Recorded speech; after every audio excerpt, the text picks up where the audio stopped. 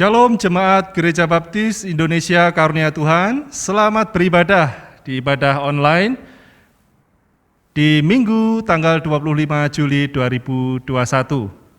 Sungguh kita bersyukur kita akan melanjutkan pembelajaran berkaitan dengan khotbah di bukit. Setelah ucapan bahagia kita akan segera masuk dalam belajar mengenai pengaruh kita sebagai warga kerajaan surga. Hari ini bersama saya Pendeta Muda Krishna Wahyu Surya. Saya juga terus mendorong dan mengingatkan kepada kita sekalian untuk terus tetap jaga kesehatan, terutama dalam masa-masa kini, untuk terus melakukan protokol kesehatan secara disiplin. Bapak, Ibu, Saudara yang mungkin baru terhubung dengan Gereja Baptis Indonesia Karunia Tuhan, maupun Anda sekalian yang merindukan untuk pelayanan baik dalam doa, pengambilan keputusan maupun hal-hal yang lain dapat tetap menghubungi saya Gembala Sidang sehingga kami dapat melayani lebih lanjut. Selamat berbakti, Tuhan memberkati kita sekalian. Amin. Selamat pagi Bapak Ibu Saudara yang dikasihi Tuhan. Kita berjumpa lagi dalam ibadah di minggu yang terakhir di tanggal 25 Juli 2021. Kita akan mempersiapkan hati dan pikiran kita akan bersaat teduh secara pribadi.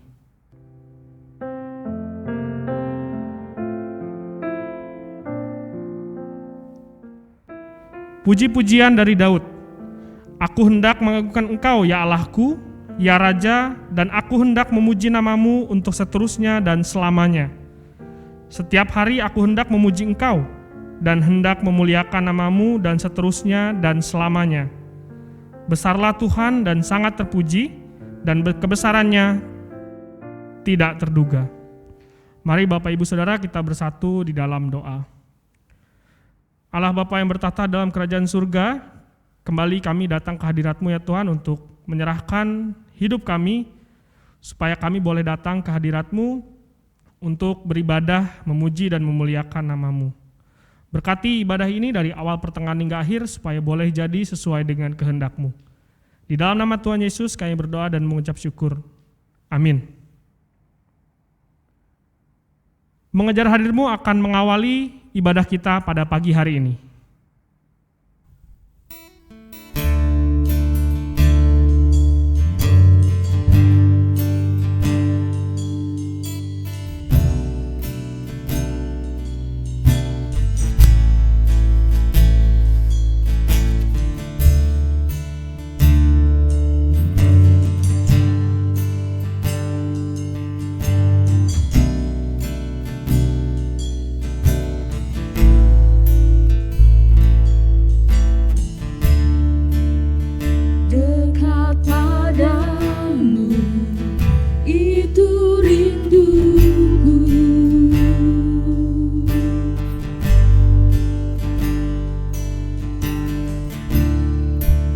Setiap kataku kau pun menunggu,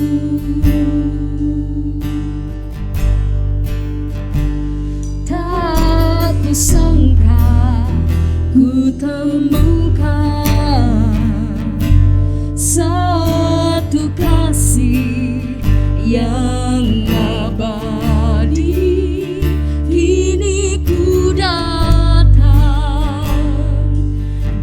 ku bawa hidupku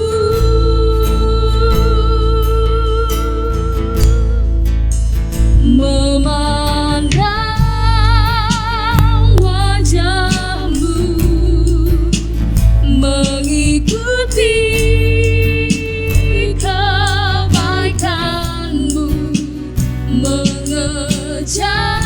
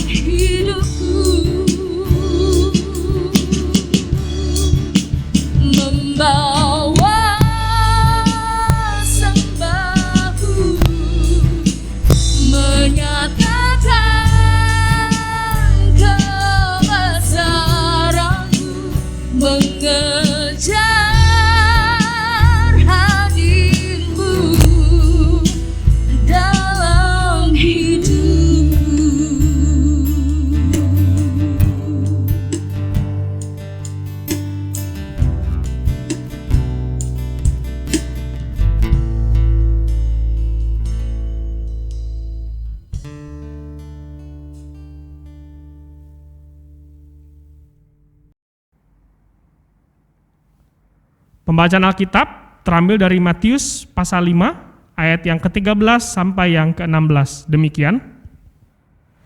Garam dunia dan terang dunia. Kamu adalah garam dunia. Jika garam itu menjadi tawar, dengan apakah ia diasinkan? Tidak ada lagi gunanya selain dibuang dan diinjak orang.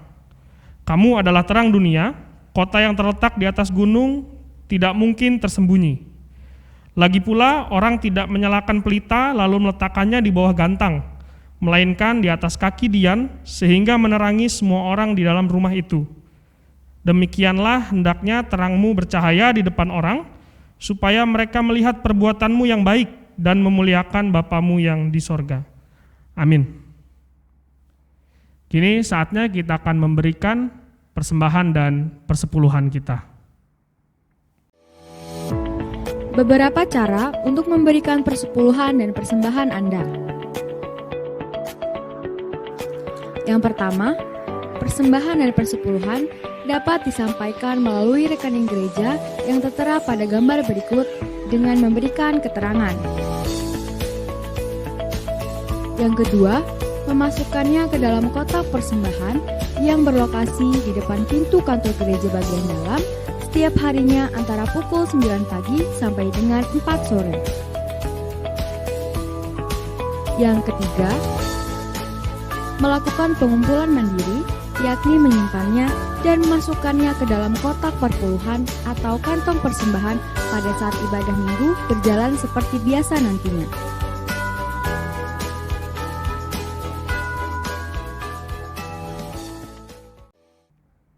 Doa syafaat akan dinaikkan oleh hambanya, Pendeta Muda Krishna Wahyu Surya. Jemaat yang terkasih, mari kita bersatu hati, kita naikkan pokok-pokok doa kita. Mari kita berdoa. Terpujilah nama-Mu, Tuhan Allah kami yang hidup. Kami bersyukur bahwa di tengah ibadah ini kami berkesempatan untuk terus mengalami Engkau melalui doa-doa kami. Bapa di surga, saat ini kami bersatu hati menaikkan doa untuk bangsa kami dan juga bangsa-bangsa lain di dunia, di mana dalam perjuangan yang sama kami melaksanakan penanggulangan akan pandemi yang terjadi oleh sebab COVID-19. Tuhan, sudah begitu banyak pengorbanan maupun juga perjuangan. Begitu juga ada banyak orang yang meninggal, tetapi kami bersyukur juga bahwa banyak orang disembuhkan. Kiranya melalui hal ini, proses yang boleh dijalani oleh bangsa-bangsa di dunia akan makin mengingatkan mereka keperluan mereka akan Allah yang sejati yang boleh dikenal di dalam Yesus Kristus. Bahwa keselamatan tidak ada di dalam siapapun juga selain Engkau, ya Yesus Kristus. Bapa di surga, kami berdoa, sembuhkanlah dunia dari pandemi ini. Bapa di surga, kami berdoa kiranya Engkau berkati bangsa kami, khususnya pemerintahan, baik yang di pusat maupun yang di daerah, usaha kerja keras yang terus dilakukan melalui berbagai kebijakan untuk penanggulangan COVID-19.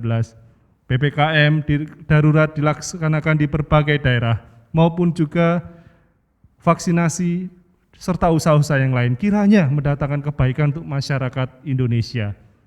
Bapak, kami berdoa kiranya Engkau berikan kerendahan hati bagi kami semuanya, masyarakat Indonesia, untuk dapat mengikuti dan memikirkan kebaikan bersama. Kami juga berdoa kiranya Engkau berkati khususnya saat ini.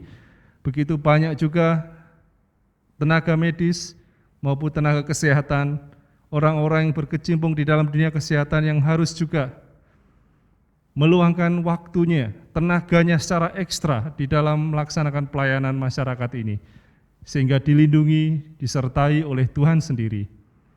Bapak, kami juga berdoa kiranya Engkau berkati jemaat Tuhan, GPI Karunia Tuhan, baik jemaat yang ada di induk maupun di cabang, baik hamba Tuhan yang melayani, panitia perancang, jemaat Tuhan sekalian, agar kami terus mengarahkan hati dan pikiran kami tertuju kepada visi, yaitu murid yang mengasihi Tuhan, mengasihi sesama dan menjangkau dunia. Kami berdoa kiranya Engkau berkati kami sekalian, jemaat Tuhan khususnya, dalam pertumbuhan iman kami sekalian, di dalam setiap kegiatan yang boleh kami laksanakan, di mana kebanyakannya kami laksanakan secara online, tetapi kiranya tidak akan membatasi perkembangan pertumbuhan iman dan mutu rohani kami kepadamu. Kami berdoa kiranya masa-masa sulit yang dihadapi oleh jemaat Tuhan, Engkau akan memberkati jemaat-Mu sehingga segala usaha, karya, studi maupun apa yang mereka lakukan sungguh tetap berhasil karena Tuhan campur tangan dalam hidup mereka.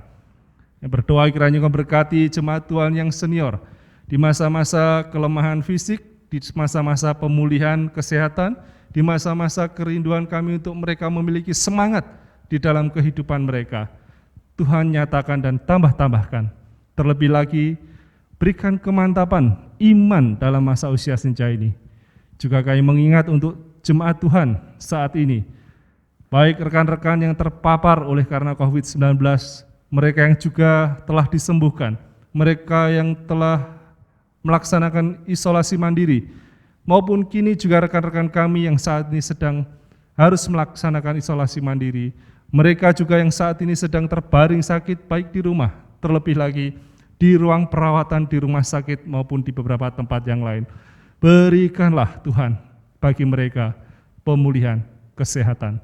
Berikanlah Tuhan bagi jemaat-Mu Tuhan, agar mereka dapat kembali kuat, sehat, dan dapat beraktivitas dengan baik. Beberapa kegiatan baik sekolah, pekerjaan yang harus dilakukan dari rumah, Tuhan juga menyertai supaya kami semuanya dapat melaksanakan tugas tanggung jawab maupun pendidikan dengan baik juga. Inilah doa kami. Kami naikkan doa syafaat di dalam nama Tuhan Yesus. Amin. Pujian persiapan khotbah kita berjudul Ada Terang Sekarang Padaku.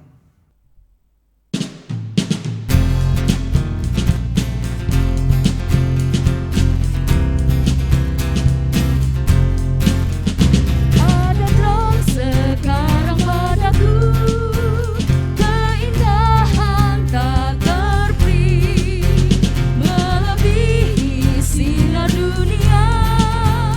Ya Yesus yang memberi terang sekarang, pujilah Tuhan. Ada terang sekarang padaku, karena wajah Yesus selalu berseri. Ada terangnya padaku, ada kidung kini padaku, lagu puji baginya. Yesus Tuhanku yang maha tahu, menangkap visinya. Terang sekarang, pujilah Tuhan. Ada terang sekarang padaku, karena wajah Yesus selalu berseri. Ada terangnya padaku, ada kidung kini padaku, karena Tuhanku dekat. Rasa damai tinggal dalamku, penuh dengan berkat. Terang sekarang, pujilah Tuhan. Ada terang sekarang padaku, karena wajah Yesus selalu berseri. Ada terangnya padaku.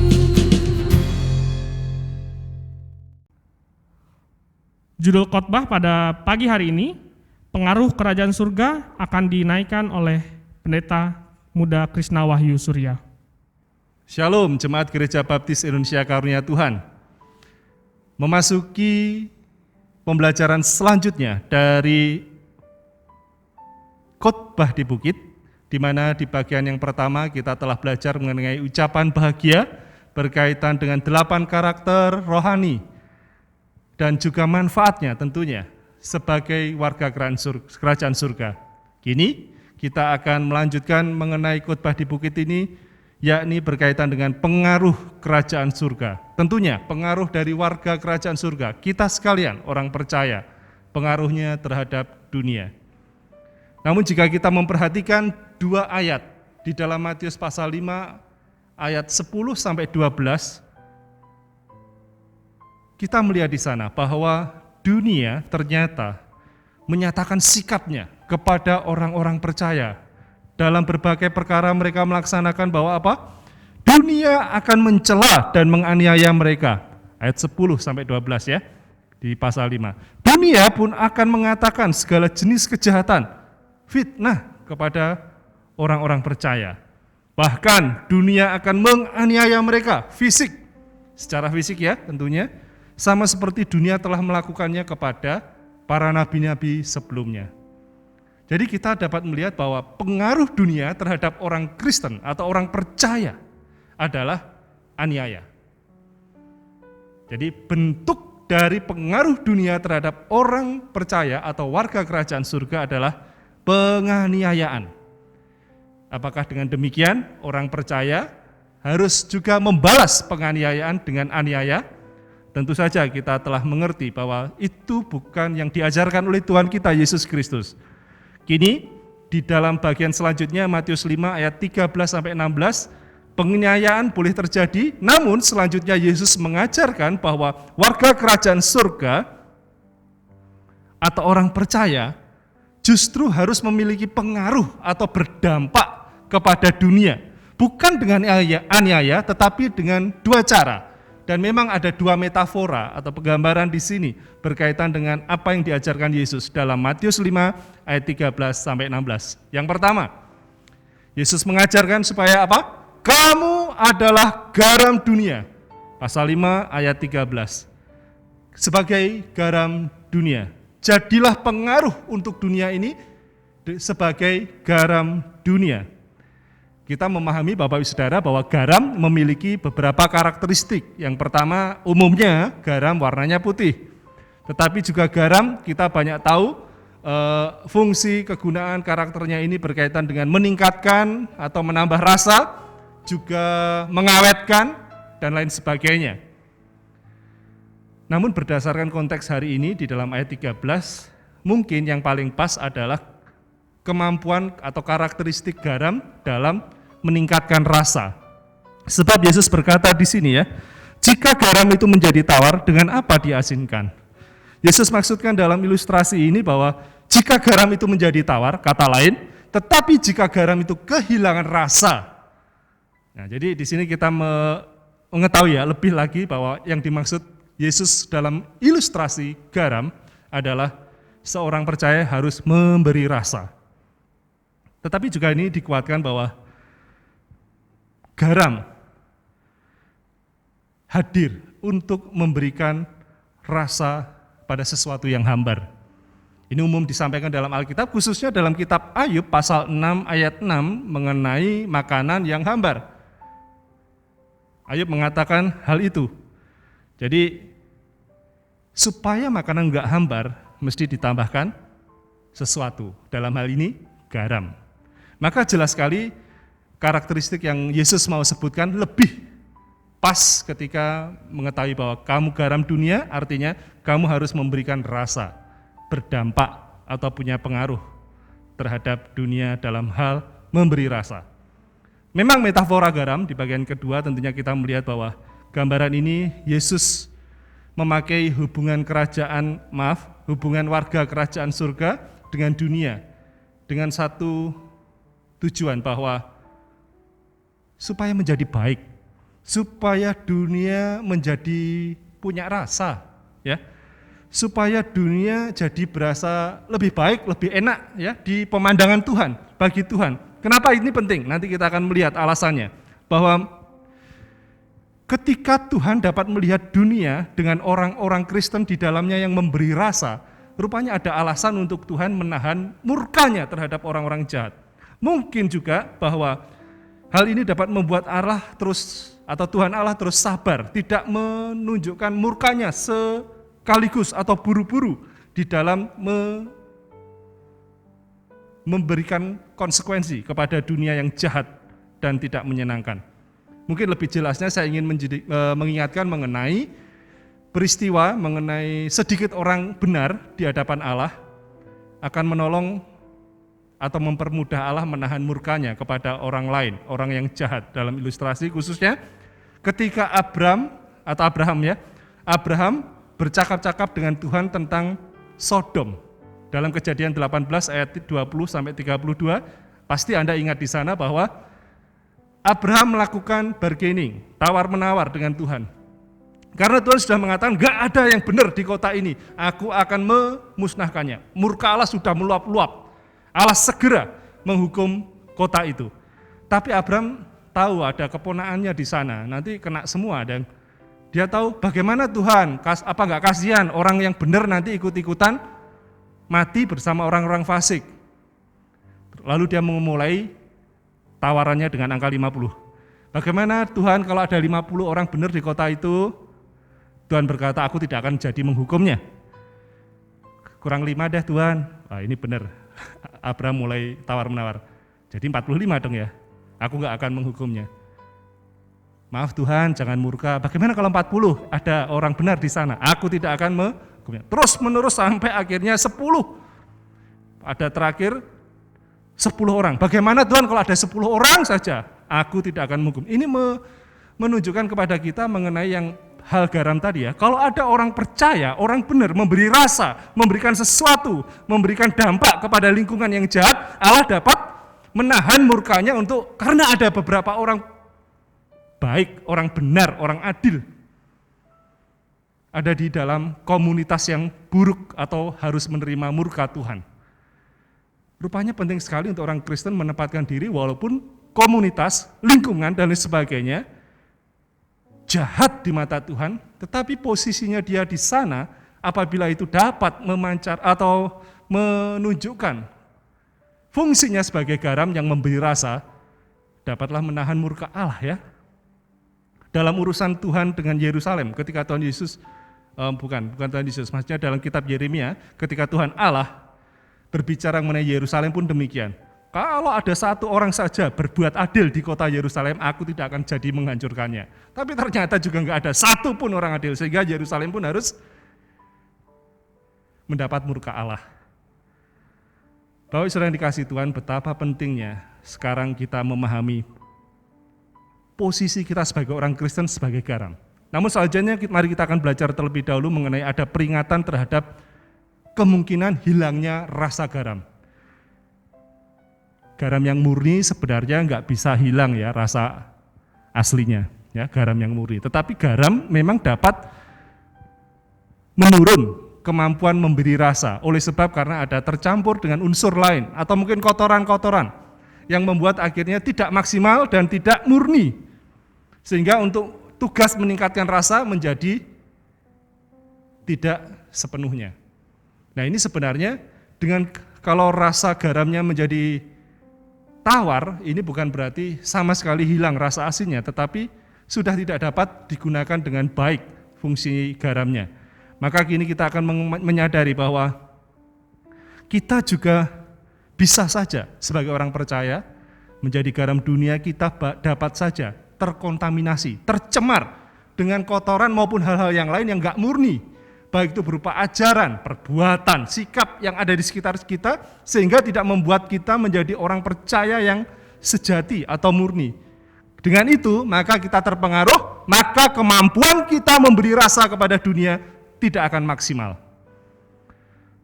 Bapak sudah dikasih Tuhan, oleh karena itu, kita diminta untuk menjaga ya ketidakmurnian ya, supaya semuanya itu tidak mempengaruhi orang percaya. Memang di dalam Efesus pasal 5 ayat 3-7 jelas sekali Paulus menyebutkan di sana berbagai sikap, perbuatan, hal-hal yang dapat mencemari orang percaya untuk jadi garam dunia. Saya bacakan secara cepat. Tetapi percabulan, rupa-rupa kecemaran, keserakahan disebut pun jangan di antara kalian sebagaimana sepatutnya bagi orang kudus. Demikian juga perkataan kotor, yang kosong, yang sembrono, itu enggak pantas ya. Tapi sebaliknya ucapkan syukur. Ayat 5, karena itu ingatlah baik-baik, tidak ada orang sundal, orang cemar, atau orang serakah, artinya penyembah berhala yang mendapat bagian dalam kerajaan surga. Jangan kamu disesatkan dengan kata-kata yang hampa, karena hal-hal demikian mendatangkan murka Allah atas orang-orang durhaka. Sebab itu janganlah kamu berkawan dengan mereka. Jangan terkontaminasi mereka, jangan tercampur, jangan terkotori dengan sikap, perbuatan, perkataan, atau apapun yang tadi barusan disampaikan. Karena kalau itu sudah mempengaruhi kita sebagai orang percaya, maka kita nggak akan bisa jadi garam. Asli arti kata yang lain apa? Rasamu hilang. Ya. Kau sudah tidak punya rasa lagi. Nggak ada dampaknya, efeknya kepada orang. Karena sudah terkontaminasi. Podo wae, sama aja dengan yang lain. Nah, mungkin kita akan lihat bagian terakhir mengenai ilustrasi garam ini. Jika kita kehilangan rasa, seperti apa konsekuensinya? Bagaimana kita akan diasinkan, kata yang dipakai? Nggak akan mungkin diasinkan lagi ya. Kotoran atau ketidakmurnian mencegah kita untuk menjadi berguna baik. Jadi dari awal mari kita tidak akan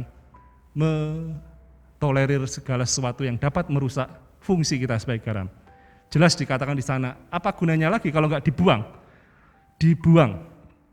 Garam semestinya melezatkan atau menambah rasa, tetapi jika tidak, maka yang terjadi adalah seperti dikatakan dalam kitab Wahyu, gereja, orang percaya yang menjadi suam, ya, mungkin tidak sepenuhnya kehilangan iman, tetapi menjadi suam, nggak murni lagi,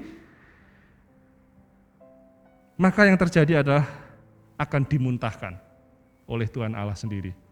Sebagai akibatnya juga di dalam perjanjian lama disebutkan mengenai bahwa orang yang atau garam yang tidak dapat menjadi rasa lagi akan dibuang dan diinjak orang. Maksudnya apa? Dalam kitab Ulangan, Hakim-Hakim, kita dapat melihat di sana bahwa kalau orang atau umat Allah ya, bagi kita sekarang adalah orang percaya, jika kita tidak dapat menjadi atau menambah rasa menjadi lebih baik dunia ini, maka kita akan dibuang, diinjak orang. Seperti saya katakan tadi, kita akan menjadi diremehkan. Oh, sama saja ke orang Kristen dengan orang yang bukan Kristen, kita tidak perlu orang lagi, sama saja mau Kristen atau enggak, sama-sama jahat, sama-sama brengsek, nggak usah ditambahin lagi, jadi sama saja kok. Maka saudara akan menjadi orang Kristen yang akan diremehkan, nggak dianggap, tidak diperhitungkan. Bagi mereka sama saja, bukan sesuatu yang spesial. Nah, betapa pentingnya fungsi garam ini ya untuk kita praktekkan dalam kehidupan kita.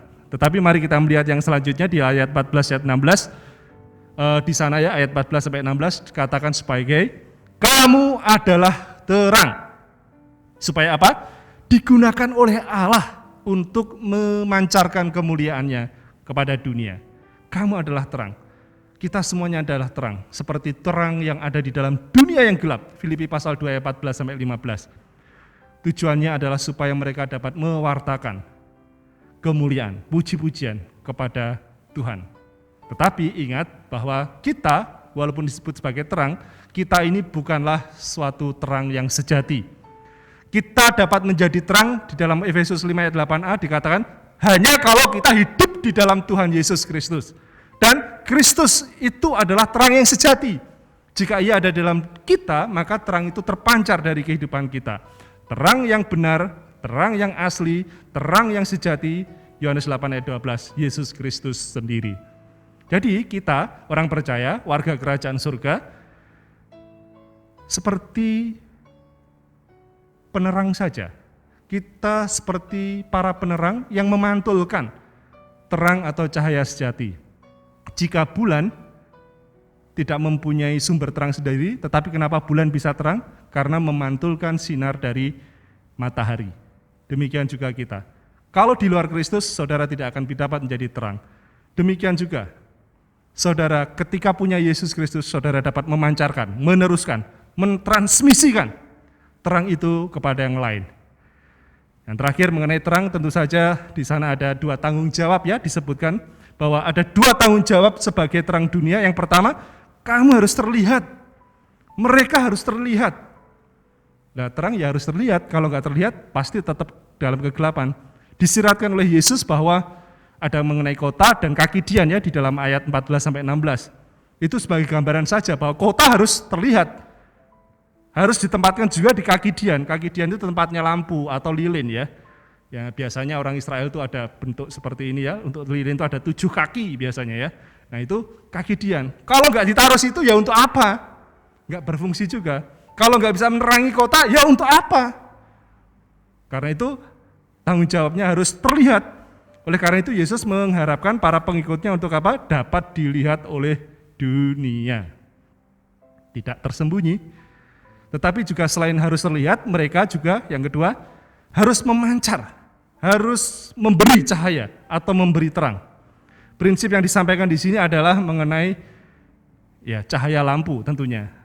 Dirancang kalau ada cahaya, sinar lampu atau terang harus dipakai di kaki dian, bukan di bawah gantang ya, kalau yang kata yang dipakai, atau keranjang sebenarnya itu ya. Nggak usah ditutupi keranjang, sudah dikasih lilin, terang supaya terang, malah ditutupi keranjang. Jangan seperti itu, harus memberi terang, harus berdampak. Ngomong-ngomong, kegelapan seperti apapun, kalau saudara pernah mengalami mati lampu atau apa di suatu tempat yang gelap gulita, ketika ada secercah cahaya, entah itu korek atau lilin, cahaya lilin, atau apapun, sekecil apapun, kegelapan sebenarnya sirna. Karena terang hadir di sana. Anda harus hadir, memancarkan dan memberi cahaya di sana. Bersinarlah. Tujuan dari pancaran yang Anda sampaikan adalah supaya orang dapat melihat perbuatan yang baik, tetapi apa? Memuliakan Bapa di surga. Bapak Ibu yang dikasihi Tuhan, sebagai kesimpulan, apa pengaruh yang dapat menjadi dampak orang percaya, warga kerajaan surga, kepada dunia yang menganiaya mereka? Jika mereka dapat menganiaya kita orang percaya, kita harus dapat memberi pengaruh kepada mereka dengan dua cara. Jadi garam dunia dan terang dunia. Jadi garam dunia yang berarti bahwa kita akan memberikan rasa kepada orang, kepada dunia yang jahat ini. Sehingga mereka akan melihat siapa Allah, yaitu dalam Yesus, di dalam diri Anda. Tetapi juga bahkan memberikan kesempatan untuk murka Allah ditunda. Karena melihat ada orang-orang percaya walaupun jumlahnya sedikit saja. Sebagai terang dunia, hendaknya terangmu bercahaya di depan orang, supaya mereka dapat melihat perbuatanmu yang baik, tetapi juga lebih itu, memuliakan Bapamu yang di surga. Jangan sembunyi lagi. Itu judul lagu, tapi jangan sembunyi lagi. Maksudnya apa? Janganlah terangmu itu ditutup-tutupi. Kalau kamu Kristen, katakan Kristen. Kalau kamu orang percaya, tunjukkan itu. Bukan untuk didiamkan atau menyembunyikan diri, sehingga sinarmu tidak akan berfungsi dan engkau tidak akan memancarkan kemuliaan Allah. Sebagai orang Kristen, nggak bisa saudara milih-milih di tengah-tengah saja, cari yang aman saja, nggak akan pernah bisa. Itu sama saja saudara ikut dalam arus dunia. Sebagai orang Kristen harus berdiri tegak, berbeda, bercahaya, bersinar. Jika tidak, saudara sama saja, gelap. Anda hanya bisa pilih salah satu, tidak di tengah-tengahnya. Selamat menjadi garam dunia, selamat menjadi terang dunia, selamat menjadi pengaruh kepada dunia, sebagaimana Yesus ajarkan. Tuhan memberkati kita sekalian. Amin.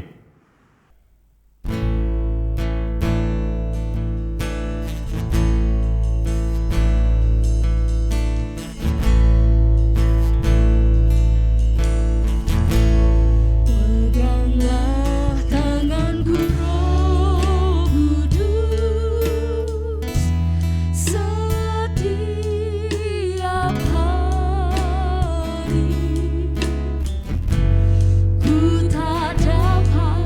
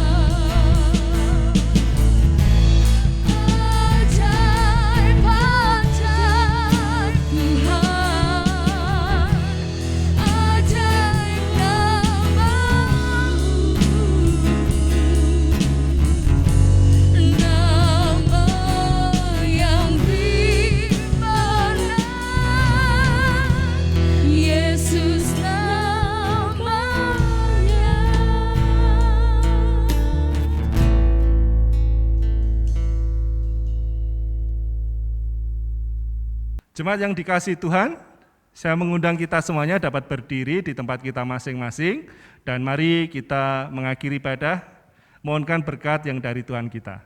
Arahkan hatimu kepadanya, Tuhanmu memberkati engkau dan melindungi engkau, Ia menyinari engkau dengan wajah-Nya, memberi engkau kasih karunia dan damai sejahtera. Amin.